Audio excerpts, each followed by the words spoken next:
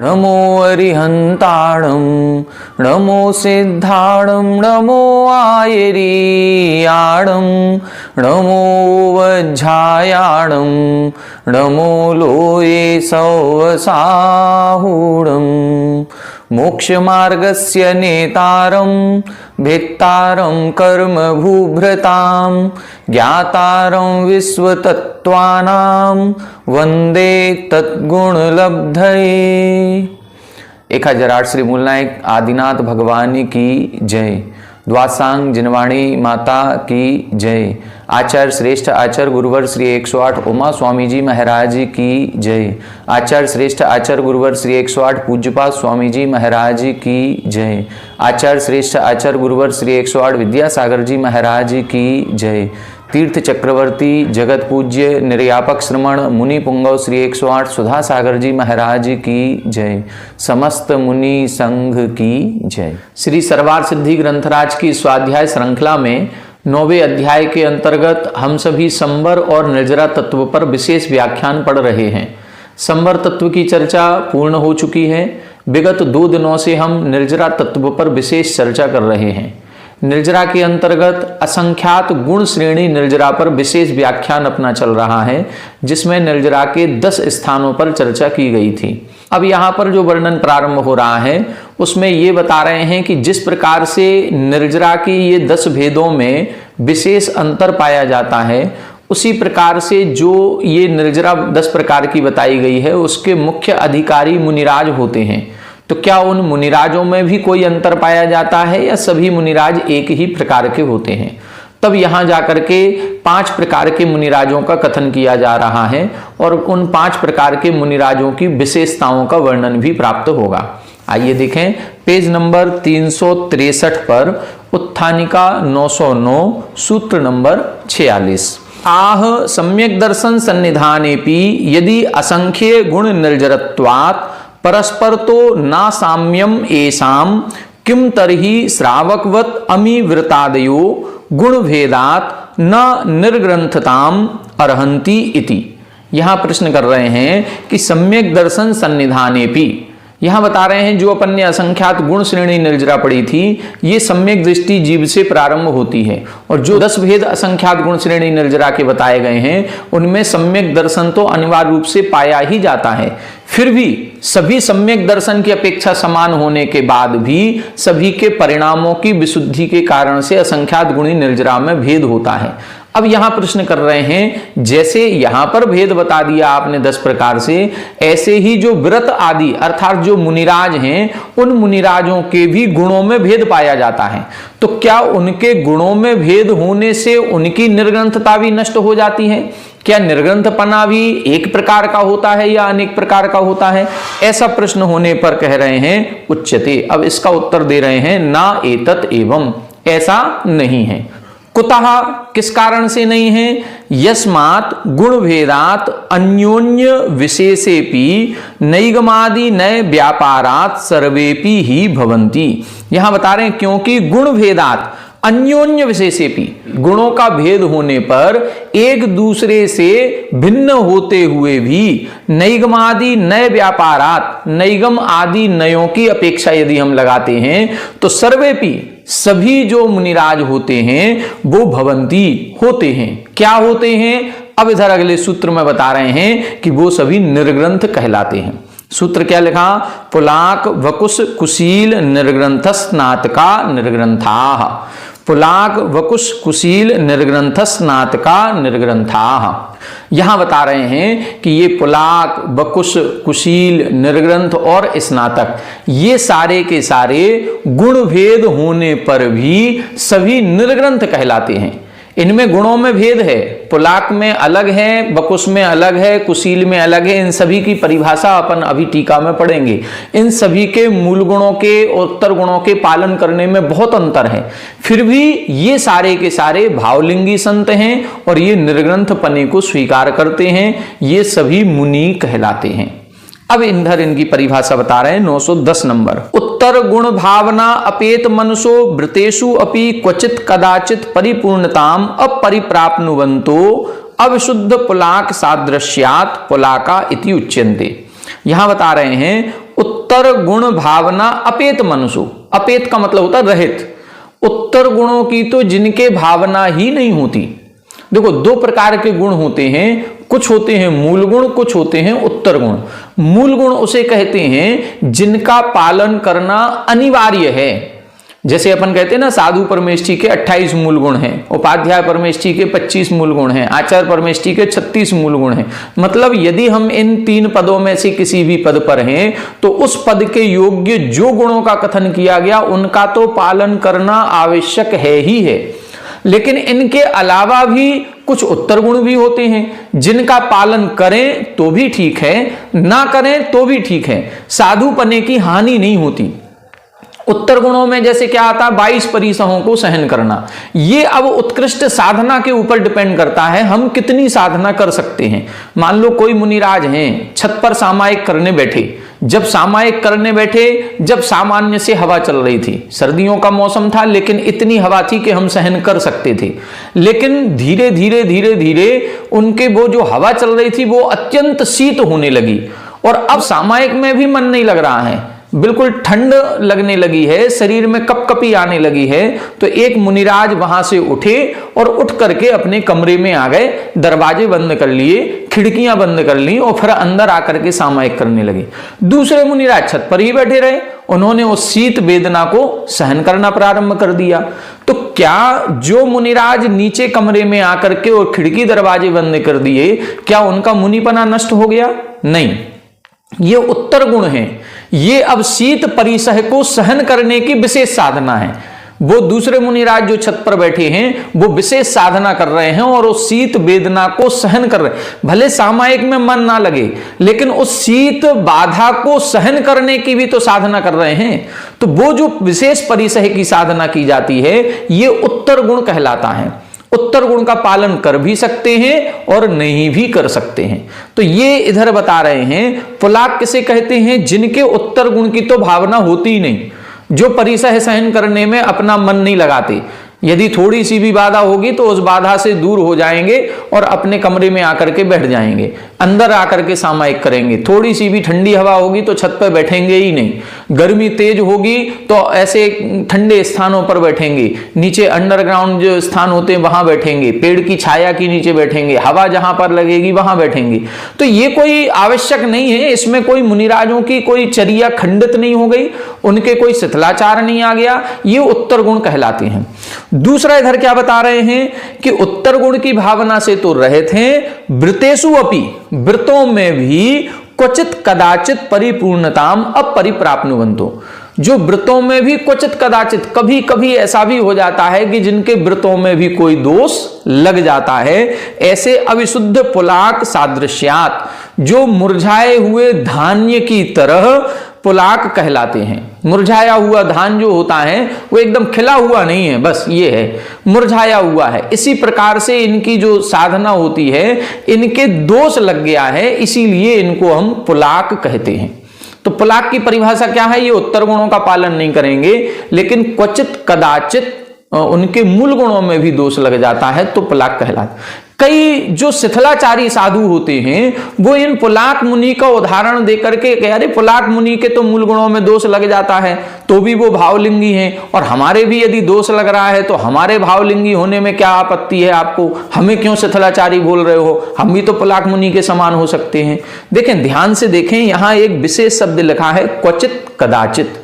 क्वचित कदाचित का मतलब है कभी कभार, साल 2 साल 5 साल में एक आध बार किसी मूल गुण में दोष लग गया तो। लेकिन शिथिलाचार उसे कहते हैं जिस मूल गुण की पूर्णता हानि हो चुकी है, जिस मूल गुण का तो पालन हो ही नहीं रहा है उसको शिथिलाचार कहते हैं। यदि मान लो हमसे गर्मी सहन नहीं होती है, ये अलग बात है, हम ठंडे स्थान पर बैठते हैं, ये अलग बात है, लेकिन हम एसी में ही बैठने लगे। अब हम जहां पर भी विहार करके पहुंचे, हमें एसी वाला कमरा खुलवा दिया जाए, एसी चालू करो। अब यदि हम रोजाना ये करने लगे हैं तो ये हमारे शिथिलाचार का द्योतक है। ये बात अलग है कि क्वचित कदाचित हम मंदिर में गए और मंदिर में एसी चल रहा था, अब मंदिर में दर्शन करने मुनिराज जाएंगे और यदि 10-15 मिनट, आधा घंटे, 1 घंटे वो वहां बैठे हों और एसी की हवा लग रही है, तो ये कोई उन्होंने अपने लिए चालू नहीं करवाया था, ये उनके मूल गुण में दोष नहीं है। लेकिन हाँ, कृत कारित अनुमोदना, यदि कहीं कोई हल्का फुल्का दोष लग भी रहा है तो वो क्वचित कदाचित की श्रेणी में आएगा। उनके भाव वैसे नहीं थे कि कोई हमको ठंडी हवा के लिए एसी चालू कर। तो ये चीज हमको देखनी पड़ेगी कि हमारे वो मूल गुण का सर्वथा अभाव हो रहा है या किसी विशेष परिस्थिति के कारण से ऐसा हो गया, ये हमको ध्यान रखना पड़ेगा। दूसरा देखें, नैर्ग्रंथ्यम प्रति स्थिता अखंडित व्रता शरीर उपकरण विभूषानुवर्तिनो अविविक्त परिवारा मोह सबल युक्ता वकुशा। यहां बता रहे हैं निर्ग्रंथम प्रति स्थिता, जो निर्ग्रंथता के प्रति दृढ़ हैं, स्थित हैं, और क्या है, अखंडित व्रता, जिनके व्रतों में भी कोई दोष नहीं लगता है, लेकिन शरीर उपकरण विभूषानुवर्तिनो, लेकिन जिनको हल्का सा शरीर के प्रति राग होता है, जिनको अपने उपकरणों पर राग होता है। राग का मतलब ये शरीर हमारा अच्छा दिखना चाहिए। कई महाराज ऐसे मिलेंगे, होते हैं, कोई बात नहीं कि शरीर पर मैल लगा है उसको अलग कर दिया, साफ सुथरे दिखने चाहिए, चेहरा अच्छा दिखना चाहिए, चश्मा पहने हैं तो बिल्कुल साफ सुथरा होना चाहिए, हम कमंडल पिच्छी लेकर के चल रहे हैं तो पिच्छी के पंख बिल्कुल व्यवस्थित होने चाहिए, कमंडल अच्छा दिखना चाहिए, जिस चौके पर हम बैठे हैं उस चौके पर किताबें बिल्कुल जो शास्त्र वगैरह रखे हैं ये व्यवस्थित होने चाहिए। तो ये कोई गलत बात नहीं है, इसमें कोई मूल गुणों में दोष नहीं आ गया। शरीर को यदि हम साफ सुथरा रख रहे हैं तो कोई दोष नहीं है। हमने पहले ही बताया, एक वो मल परिसह जय है, वो विशेष है कि कोई मुनिराज विशेष साधना करने के लिए ऐसा कर सकते हैं कि हमारे शरीर पर कितना भी मल लग जाए हम उस मल को दूर नहीं करेंगे। तो ये एक प्रकार की विशेष साधना, अपने शरीर से भी मोह को खत्म करने की विशेष साधना। लेकिन कुछ मुनिराज ऐसे होते हैं, अब समाज के बीच में रहना है तो हम व्यवस्थित होकर के रहें, यदि इस प्रकार का है तो ऐसे मुनिराजों को हम बोलते हैं बकुश। क्या लिखा, जो निर्ग्रंथता के प्रति बिल्कुल अडिग हैं, दृढ़ हैं, अखंडित व्रता, व्रतों में कोई दोष नहीं लगाते हैं, केवल शरीर और उपकरण के विभूषण, विभूषण का मतलब सजाने में, सजाने का मतलब कोई ओवटन और तेल आदि का श्रृंगार नहीं कर रहे हैं, बस साफ सुथरा रखे हुए हैं, इसको बोलते हैं अविविक्त परिवारा।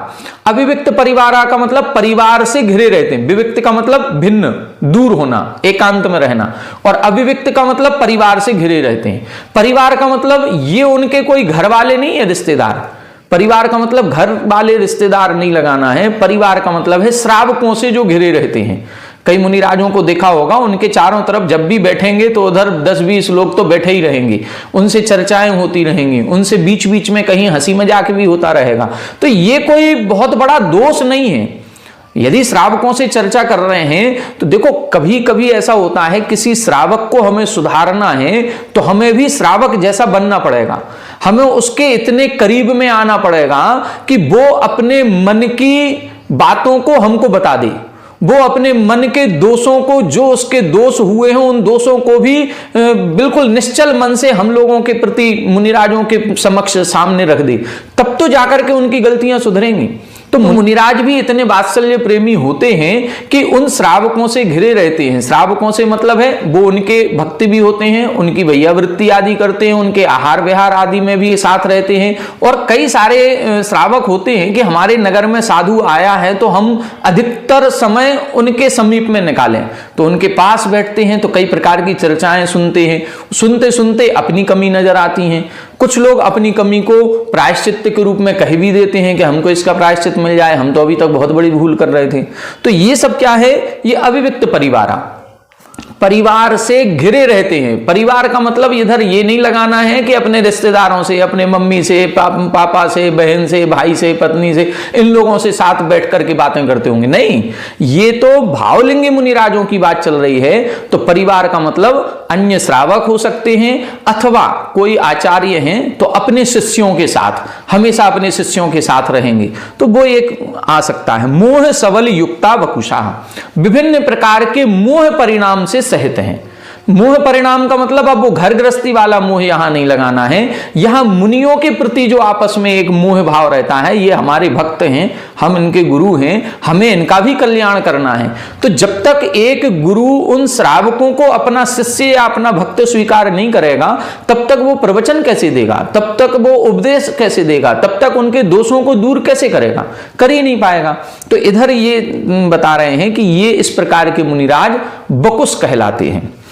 आगे देखें, सबल पर्यायवाची बकुश शब्द, सबल शब्द जो दिया है ये बकुश का ही पर्यायवाची दिया है। सबल का मतलब होता है विभिन्न प्रकार के, तो बकुश का मतलब भी विभिन्न प्रकार के मोह परिणामों से सहित हैं। कभी शरीर से मोह आ जाता है, साफ सफाई, कभी उपकरणों से, कभी अपने भक्तों से मोह बना रहता है।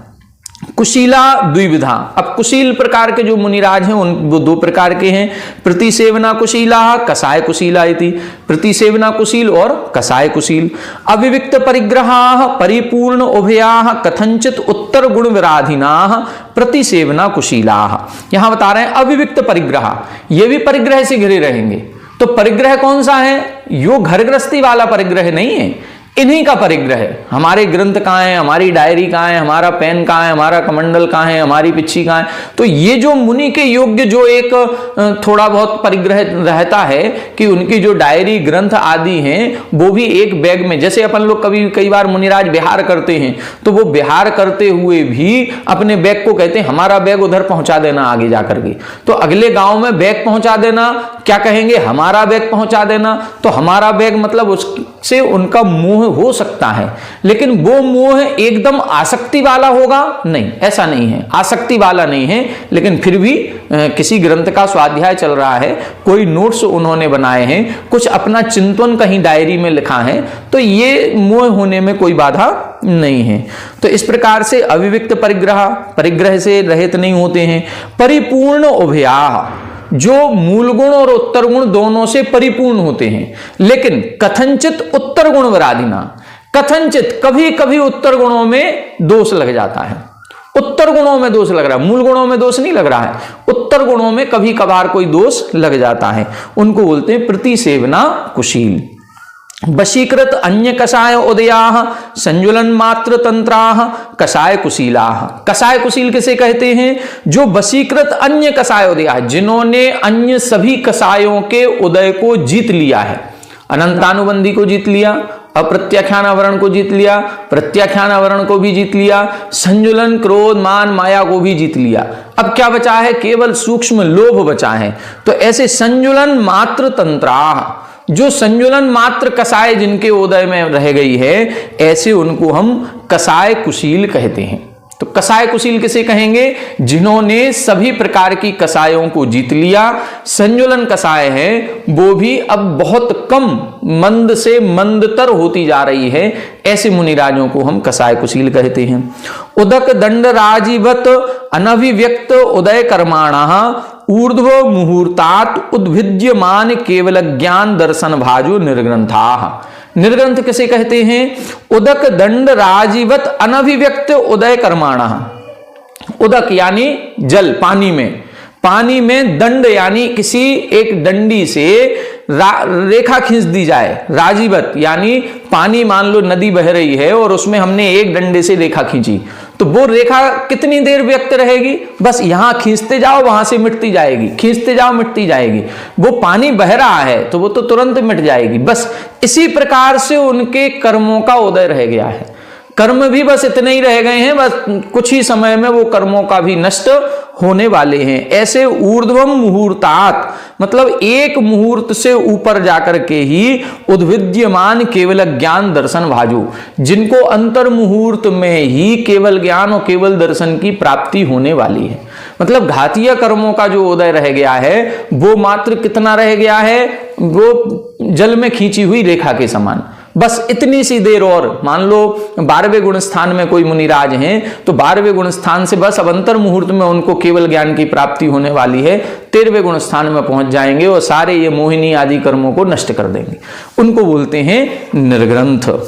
प्रक्षीण घाती कर्माणः केवलिनो द्विविधा स्नातकाः, जिनके प्रक्षीण घाती कर्माणः, जिनके घातिया कर्मों का नाश हो गया है, ऐसे केवली भगवान, कितने, दोनों प्रकार के, सयोग केवली और अयोग केवली, उनको स्नातक कहते हैं। ये स्नातक मुनि कहलाते। अभी तक हम लोग सभी अरिहंतों को अरिहंत परमेष्ठी की नजर से देखते हैं कि ये अरिहंत परमेष्ठी हैं, ये भगवान हैं, ये परमात्मा हैं, लेकिन यहां क्या कह रहे हैं, यहां कह रहे हैं ये सभी निर्ग्रंथ हैं। 6वें गुण स्थान से लेकर के 14वें गुण स्थान पर्यंत के ये सभी मुनि हैं, ये मुनियों के भेद हैं। बस ये है कि कुछ 6वें 7वें गुण स्थान में है, कुछ 8वें 9वें गुण स्थान में है, कुछ 10वें में है, कोई 12वें में है, और किसी ने 13वां 14वां गुण स्थान प्राप्त कर लिया। तो ये स्नातक मुनि कहलाते हैं। ये यहां पर ये बताया, ते पंचापि निर्ग्रंथा, ये पांचों भी निर्ग्रंथ हैं।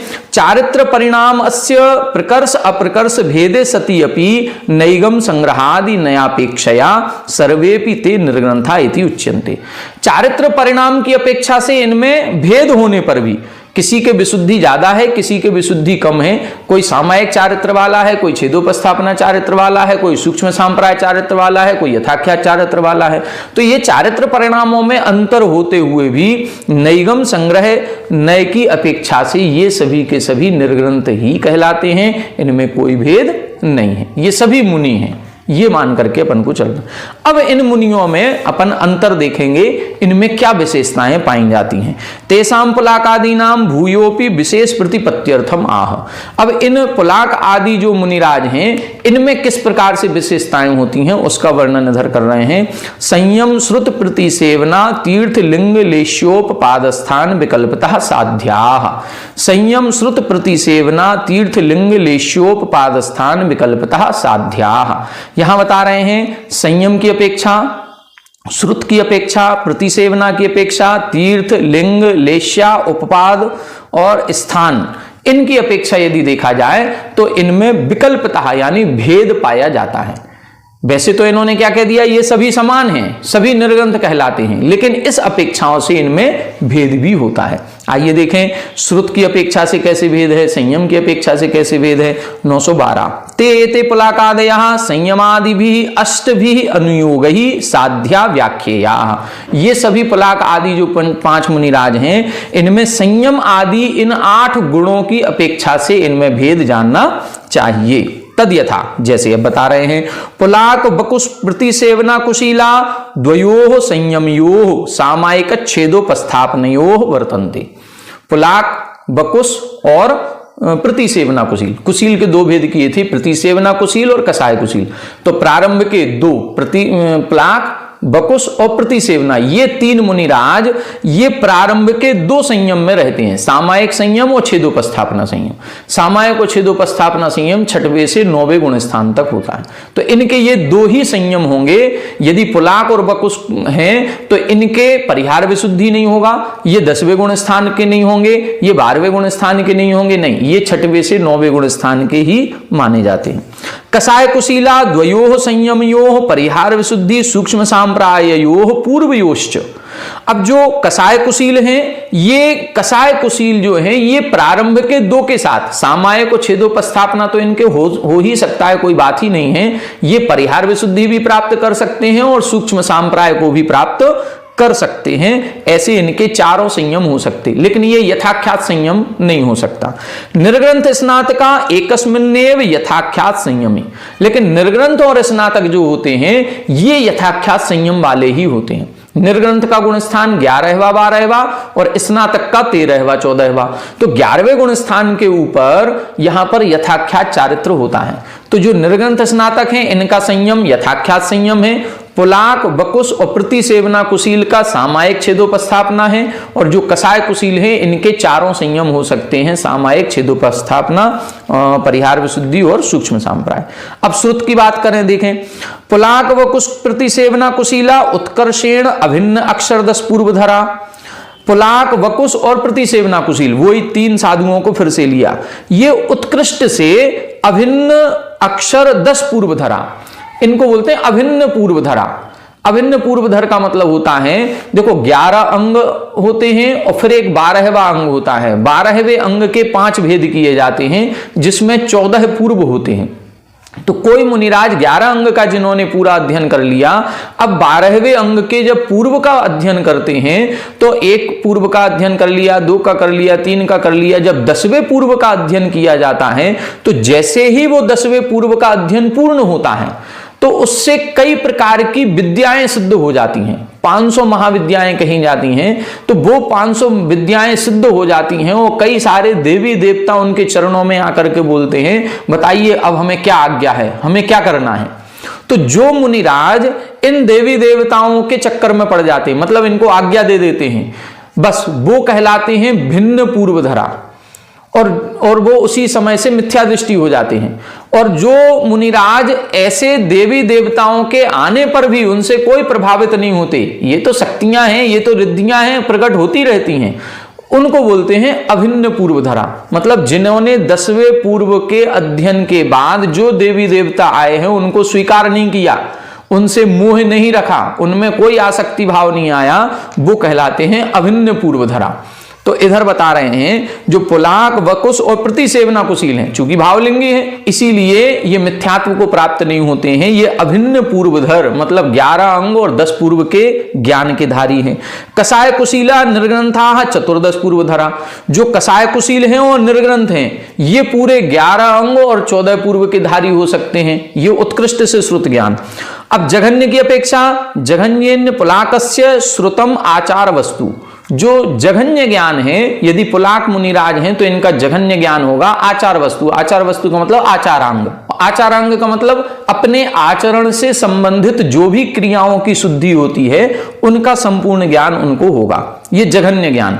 और बकुश कुशील निर्ग्रंथा नाम श्रुतम अष्टौ प्रवचन मात्रः, जो बकुश हैं, कुशील हैं और निर्ग्रंथ हैं, इनका जघन्य श्रुत ज्ञान कितना होगा, 8 प्रवचन मात्र का। इनको ज्यादा आचारांग का भी ज्ञान नहीं होगा, ये और सूक्ष्म हो जाएंगे, मात्र 8 प्रवचन मात्र का, 5 समिति और 3 गुप्ती, बस इतना इनको ज्ञान होगा। इस ज्ञान से भी मोक्ष की प्राप्ति इनको हो जाती है। स्नातका अपग्रत सुताः केवलिनाः, जो स्नातक होते हैं वो तो केवल ज्ञानी है, तो उनके श्रुत ज्ञान नहीं होता, श्रुत ज्ञान नहीं है इसलिए उत्कृष्ट जघन्य का भी भेद नहीं है। तो यहां पर उत्कृष्ट और जघन्य श्रुत ज्ञान की बात बताई। अब इससे अपन को यह स्पष्ट होता है कि मोक्ष जाने के लिए ज्यादा अध्ययन की भी आवश्यकता नहीं है। ये अध्ययन तो हम केवल अपने शुभोपयोग को लगाने के लिए करते हैं। जितना भाई समय है अब हमारे पास 24 घंटे हैं, तो 24 घंटे हम करेंगे क्या?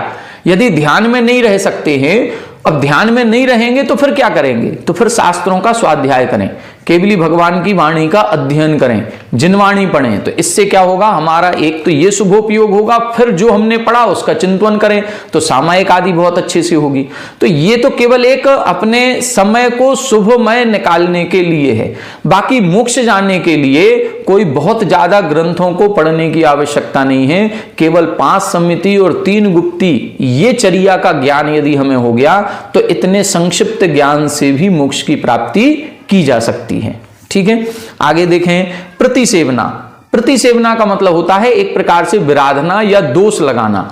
जो दोष लगते हैं उन दोषों की बात कर रहे हैं। पंचानाम मूल गुणानाम रात्रि भोजन वर्जनस्य च पराभियोगात बलात् अन्यतमम प्रतिसेवमानः पुलाको भवति। पुलाक कैसे होते हैं, ये कहां विराधना कर लेते हैं, कैसे इनमें दोष लग जाता है? तो पंचानाम मूल गुणानाम, 5 ही मूल गुणों में, और रात्रि भोजन वर्जनस्य, और जो रात्रि भोजन त्याग व्रत होता है इसमें पराभियोगात, दूसरों के दबाव के कारण से, बलात् अन्यतमम, अथवा किसी के जबरदस्ती के कारण से प्रतिसेवमानः पुलाको भवति। ये जो पुलाक होते हैं ये 5 मूल गुणों में और इस रात्रि भोजन त्याग व्रत में दोष लगा लेते हैं। 5 मूल गुण कौन से? ये 5 महाव्रतों को 5 मूल गुण कहा गया।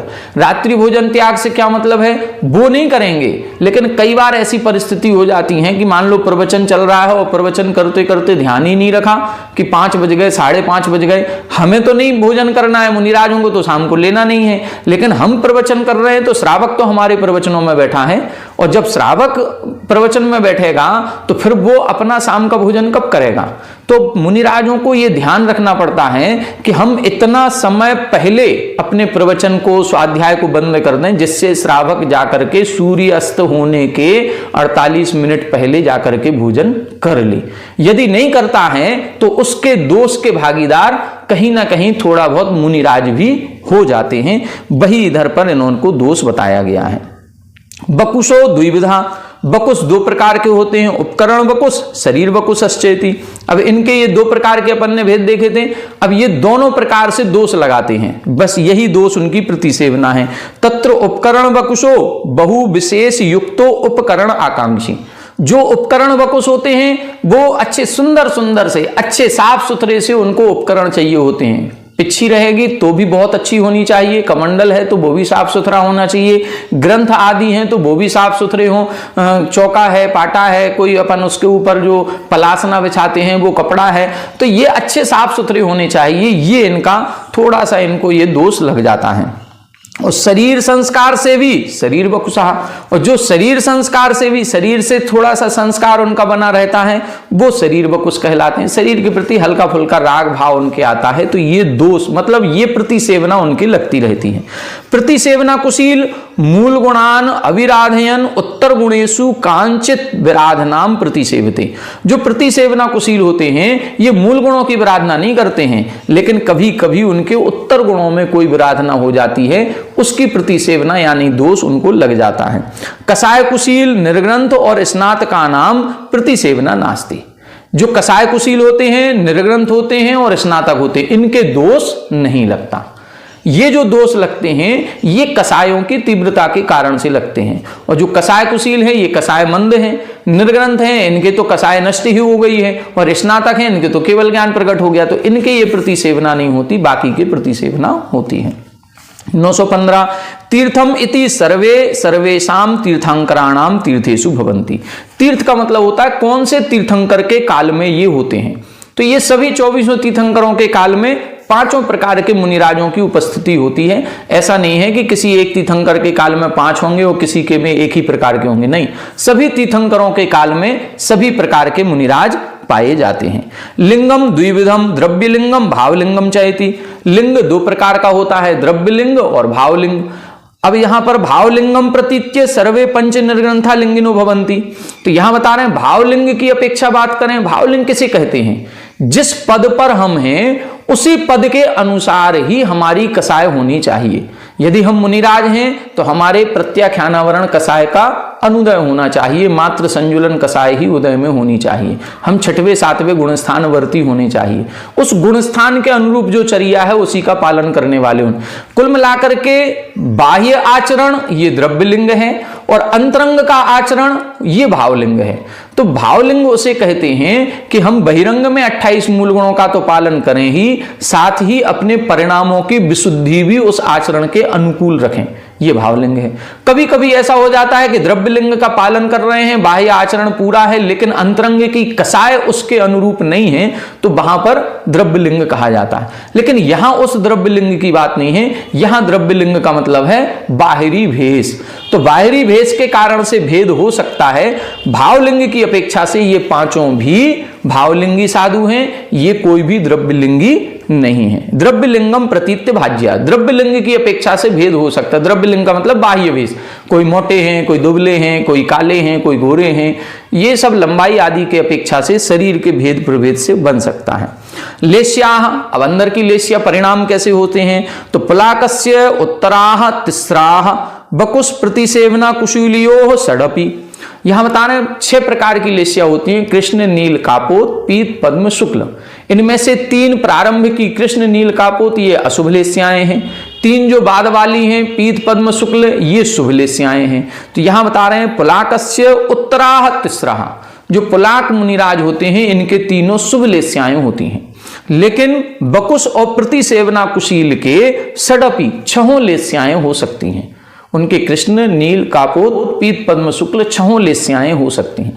यहां पर एक प्रश्न किया जाता है, चूंकि ये भावलिंगी मुनिराज हैं और भावलिंगी मुनिराज होते हैं 6वें गुण स्थान से, और अशुभ लेस्याएं होती हैं 4थे गुण स्थान तक, फिर इनकी अशुभ लेस्याएं किस अपेक्षा से कह दी। यहां पर अशुभ लेस्याएं उपचार से कह दी गई हैं, क्वचित कदाचित की दृष्टि से कही हैं, क्योंकि ये जो बकुस होते हैं इनको अपने शरीर से, अपने उपकरणों से हल्का फुल्का राग भाव आ जाता है। बस उसी राग के कारण से इनकी कृष्णादि लेस्याएं क्वचित कदाचित हो सकती हैं, इसीलिए छहों लिखी हैं। कसाय कुशीलस्य चतस्र उत्तराह, जो कसाय कुशील हैं इनके ऊपर की 4 होती हैं। कृष्ण और नील ये 2 लेस्याएं जो अशुभ हैं वो नहीं होती हैं। पीत, पद्म, शुक्ल और कापोत ये 4 हो सकती हैं।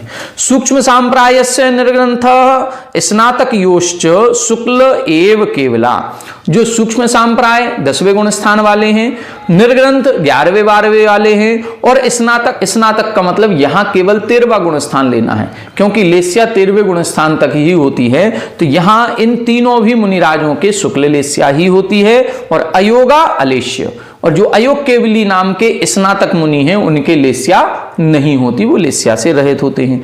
अब उपपाद का मतलब होता है यहां से मरण करके यदि ये जन्म लेंगे तो अगले भाव में कहां उत्पन्न होंगे, उसको उपपाद बोलते हैं।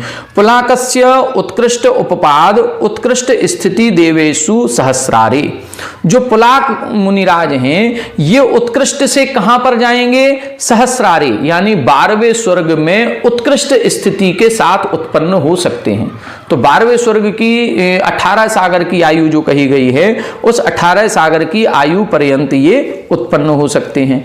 बकुस प्रति सेवना कुशीलयो द्वाविंशति सागरोपम स्थितिषु आरण अच्युत कल्पयो, जो बकुस मुनिराज हैं, प्रतिसेवना कुशील वाले मुनिराज हैं, ये द्वाविंशति सागर मतलब जो 16वां स्वर्ग है, 16वें स्वर्ग की जो 22 सागर की आयु है, उस 22 सागर की आयु में जाकर के आरण अच्युत कल्प तक उत्पन्न हो सकते हैं। कसाय कुशील निर्ग्रंथयो त्रयस्त्रिंशत् सागरोपम स्थितिषु सर्वार सिद्धौ, जो कसाय कुशील है और निर्ग्रंथ हैं। कसाय कुशील यानी 10वें गुण स्थानवर्ती, निर्ग्रंथ का मतलब होता है 11वें और 12वें गुण स्थानवर्ती। तो यहां अपन को 11वां गुण स्थान लेना है। क्यों? क्योंकि 12वें गुण स्थान वाले का मरण नहीं होता, 12वें गुण स्थान वाला तो निर्वाण को प्राप्त करेगा, केवल ज्ञान को प्राप्त करेगा। तो यहां अपन को निर्ग्रंथ में 11वां गुण स्थान लेना है। तो 10वें और 11वें गुण स्थानवर्ती जो मुनिराज हैं, यदि ये वहां उस गुण स्थान में मरण करते हैं तो त्रयस्त्रिंश 33 सागर की आयु वाले सर्वार सिद्धि विमान में उत्पन्न हो सकते हैं। सर्वेशाम अपि जघन्य सौधर्म कल्पे द्विसागरूपम स्थिति, ये जितने भी मुनिराज अपन ने बताए, पुलाक, वकुस, कुशील, निर्ग्रंथ, ये चारों भी मुनिराज यदि जघन्य से जाएंगे तो पहले दूसरे स्वर्ग तक उत्पन्न होंगे। मतलब ये बनेंगे तो वैमानिक बनेंगे, भवनत्रिक नहीं बनेंगे। जघन्य से पहले दूसरे स्वर्ग से लेकर के पुलाक 12वें स्वर्ग तक, बकुस और प्रतिसेवना कुशील ये 16वें स्वर्ग तक, और उसके ऊपर जो अपने कसाय कुशील और निर्ग्रंथ हैं ये सर्वार सिद्धि तक, और इसके बाद स्नातकस्य निर्वाणम इति, और जो 12वें गुण स्थानवर्ती अपने निर्ग्रंथ होंगे और जो स्नातक होंगे ये निर्वाण को ही प्राप्त करते हैं, ये अपन को समझना है। अब इधर देखें 919 में स्थान की बात कर रहे हैं, इनका संयम लब्धि स्थान कौन कौन सा होता है, कौन जघन्य स्थान में है, कौन उससे आगे हैं, कौन सबसे आगे हैं, ये अपन को देखना है। असंख्यानि संयम स्थानानि कसाय निमित्तानि भवन्ति, जो संयम के स्थान होते हैं ये कसाय के निमित्त से होते हैं। अपन देख ही रहे हैं संयम किसे कहते हैं, जैसे जैसे कसायों का अनुदय होता जाता है वैसे हमारा संयम बढ़ता जाता है। तो कसाय के निमित्त से ये संयम के स्थान असंख्यात होते हैं, 1-2 स्थान नहीं है, असंख्यात। भले ही गुण स्थान हम 6 से 14 कह रहे हैं, लेकिन उनमें भी, उन गुण स्थानों में भी असंख्यात स्थान इनके बनते हैं। तत्र सर्वजघन्यानि लब्धि स्थानानि पुलाक कसाय कुशीलियो, सबसे जघन्य स्थान पुलाक और कसाय कुशील का होता है। सबसे जघन्य प्रारंभ जहां से होगा तो पुलाक और कसाय कुशील का होगा। तौ युगपत असंख्यानि स्थानानि गच्छतः, ये दोनों असंख्यात स्थान तक तो एक साथ जाते हैं, मतलब दोनों ही चल रहे हैं अभी, असंख्यात स्थान तक एक समान दोनों की संयम पाया जाता है। ततः पुलाको विच्छुद्धति, उसके बाद पुलाक की विच्छुद्धि हो जाती है, मतलब पुलाक बस यहीं तक है, जघन्य से लेके उत्कृष्ट तक बस इतना ही पुलाक मुनि का स्थान है, इससे आगे नहीं, इससे कम नहीं। तो ये एक पॉइंट उनका बता दिया, सबसे जघन्य। लेकिन कसाय कुशील अभी भी आगे बढ़े जा रहे हैं, कसाय कुशील के संयम और बढ़ता जाएगा। तब बता रहे हैं कसाय कुशीलः ततः असंख्यानि स्थानानि गच्छति एकाकी। अकेले ही, मतलब जो कसाय कुशील वाले हैं ये अकेले ही आगे बढ़े जा रहे हैं, इनके समान अभी कोई भी नहीं है। ततः कसाय कुशील प्रतिसेवना कुशील बकुशा युगपत असंख्यानि स्थानानि गच्छन्ति। फिर असंख्यात स्थानों के बाद जाकर के बकुश और प्रतिसेवना कुशील भी आ जाते हैं। मतलब पुलाक की जितना संयम स्थान है उससे असंख्यात स्थान आगे जाकर के बकुश और प्रतिसेवना कुशील का जघन्य स्थान प्रारंभ होता है। और कसाय कुशील तो चल ही रहे हैं अभी तक, और फिर आगे जाकर के ततो बकुशो विच्छुद्यते, फिर बकुश की भी विच्छुत्ति हो जाएगी। अभी भी प्रतिसेवना और कसाय कुशील दोनों आगे बढ़े जा रहे हैं, बकुश की विच्छुत्ति हो गई, बकुश पीछे रह गए, मतलब पुलाक भी रह गए, पुलाक के आगे जाकर के बकुश की विच्छुत्ति होती है। फिर ततो असंख्य स्थानानि गत्वा प्रतिसेवना कुशीलो विच्छिद्यते, और बकुश की जहां विच्छुत्ति हुई उससे भी असंख्यात स्थान आगे जाकर के प्रतिसेवना कुशील भी रह गए, कसाय कुशील अभी भी आगे बढ़े जा रहे हैं। मतलब यदि हम पुलाक की बात करें, बकुश की बात करें, प्रतिसेवना कुशील की बात करें और कसाय कुशील की बात करें तो सबसे जघन्य स्थान पुलाक के हैं, बकुश थोड़ा और आगे जाकर के इनके संयम स्थान हैं, प्रतिसेवना के और जाकर के हैं, कसाय कुशील सबसे आगे जाकर के स्थान। शुरू कहां से हुआ था? पुलाक की बराबरी से, लेकिन कसाय कुशील का संयम स्थान आगे तक जाता है। पुलाक, बकुश और प्रतिसेवना कुशील तो 6वें से 9वें गुण स्थान तक ही हैं, कसाय कुशील 10वें गुण स्थान तक जाते हैं। तो 10वें गुण स्थान में जो संयम लब्धि स्थान है वो सर्वाधिक होता है, इसीलिए कसाय कुशील अभी भी जा रहे हैं। ततो असंख्यानि स्थानानि गत्वा कसाय कुशीलो विच्छिद्यते, मतलब 10वें गुण स्थान में अंत में जाकर के कसाय कुशील की विच्छुत्ति हो जाती। जब इन चारों की विच्छुत्ति हो गई फिर उसके बाद अत ऊर्ध्वम अकसाय स्थानानि निर्ग्रंथा प्रतिपद्यते, इसके बाद ऊपर जाकर के अकसाय स्थान होते हैं 10वें के बाद 11वें गुण स्थान में, वहां निर्ग्रंथा प्रतिपद्यते। अब निर्ग्रंथ की शुरुआत होती है। मतलब निर्ग्रंथ तो पुलाक, बकुश, प्रतिसेवना कुशील और कसाय कुशील से कहीं ज्यादा जाकर के ऊपर होते हैं। अब इधर पर इनकी निर्ग्रंथ की प्रारंभ हो रहा है। अपन कहते हैं कि जहां तुम्हारी सोच खत्म होती है वहां हमारी सोच शुरू होती है, जहां तुम्हारी लाइन खत्म होती है वहां से हमारी लाइन अब शुरू होती है। बस इसी प्रकार से है, यहां पुलाक, बकुश, कुशील, कसाय हो और चाहे प्रतिसेवना हो, इन सबकी लाइन यहां खत्म हुई, अब निर्ग्रंथ यहां से प्रारंभ हो रहे हैं। सोपी असंख्यानि स्थानानि गत्वा विच्छुद्यति, ये भी निर्ग्रंथ भी असंख्यात स्थान जाकर के विच्छुत्ति हो जाती है। उसके बाद अतः ऊर्ध्वम एकम स्थानम गत्वा स्नातको निर्वाणम प्राप्नोति इति एतेषाम संयम लब्धि अनंत गुणा भवति। और उस निर्ग्रंथ की विच्छुत्ति जहां होती है, निर्ग्रंथ कहां तक रहेंगे? 12वें गुण स्थान तक। तो 12वें गुण स्थान के अंतिम समय तक निर्ग्रंथ हैं, लेकिन वहां से बस एक स्थान ऊपर गए और 13वें गुण स्थान में स्नातक हो जाते हैं। ये जो स्नातक आगे गए हैं इनकी विशुद्धि फिर और अनंत गुणा बढ़ती जाती है, और निर्वाण पर्यंत जब तक इनको निर्वाण नहीं होगा इनका जो संयम लब्धि स्थान है अनंत गुना ज्यादा होता है। तो ये स्थान की बात की है। पुलाक का संयम लब्धि स्थान सबसे नीचे है, उसके बाद बकुश का है, उसके बाद प्रतिसेवना का है, कसाय कुशील पुलाक के साथ शुरू करते हुए भी सबसे आगे जाते हैं, और जहां कसाय कुशील की संयम स्थान समाप्त होता है वहां से निर्ग्रंथों का शुरू होता है, जहां निर्ग्रंथों का समाप्त होता है वहां से स्नातकों का शुरू होता है, और अनंत गुणा आगे जाकर के इनका संयम लब्धि स्थान बना रहता है, फिर इनको निर्वाण की प्राप्ति हो जाती है। तो इस प्रकार से आज अपना भी ये 9वां अध्याय जो अपना था ये पूर्ण हुआ।